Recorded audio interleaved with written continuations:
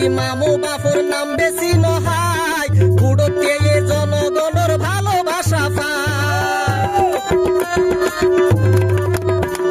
Liaquat Ali Mamu